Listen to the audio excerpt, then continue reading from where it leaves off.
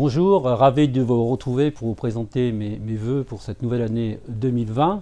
Je vous souhaite des vœux de santé, de bonheur, de prospérité pour vos familles, pour vos proches.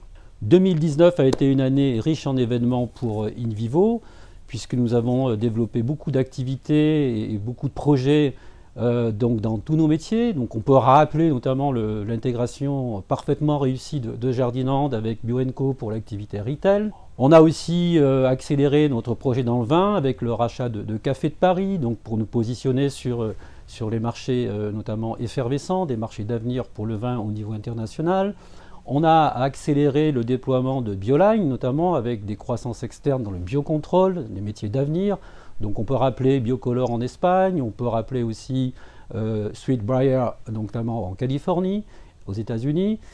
Et puis aussi, bien sûr, il faut rappeler aussi que nos deux métiers stratégiques et statutaires n'ont pas été oubliés, notamment avec cette restructuration du trading, et notamment le partenariat stratégique avec Axerial et Natup, et la création de Grain Overseas, et aussi, bien évidemment, comment ne pas l'oublier, le lancement de la plateforme Aladin.farm, qui va digitaliser l'ensemble des mondes coopératifs et de l'agriculture, notamment de nos adhérents.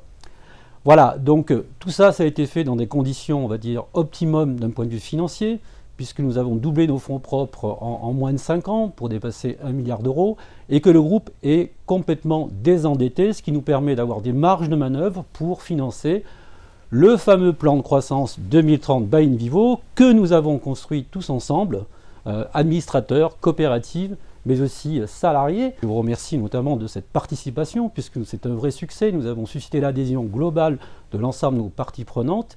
Et donc maintenant, nous pouvons nous dire que nous démarrons l'année 2020 dans les meilleures conditions pour nous projeter sur cette nouvelle décennie qui s'ouvre à nous. Alors 2020, ça va être l'année, on va dire, de la saison 1 de ce nouveau plan stratégique. Et donc finalement, quels sont les vœux pour cette année tout à fait particulière ? Eh bien, je vais rappeler l'an dernier les vœux que j'avais faits, des vœux d'agilité, des vœux de diversité, des vœux de transversalité aussi pour l'ensemble des métiers du groupe. Et puis surtout l'agilité, je reviens effectivement dessus, parce que 2020, ça va être aussi le même état d'esprit, ça veut dire saisir les opportunités de croissance externe pour, bien évidemment, accélérer notre plan stratégique 2030 by InVivo, comme nous l'avons fait pour le plan 2025, et j'espère qu'on ira aussi vite, c'est-à-dire que nous ferons en 5 ans ce que nous pensons faire aujourd'hui en 10 ans, je nous le souhaite en tout cas, et aussi, dans un premier temps, consolider nos acquis, nos fonds propres, pour avoir un socle solide et prendre un tremplin positif pour ce nouveau plan stratégique. Cette nouvelle croissance sera bien évidemment durable aujourd'hui. Comment ne pas penser à la planète? Comment ne pas penser bien évidemment aux enjeux sociétaux, environnementaux?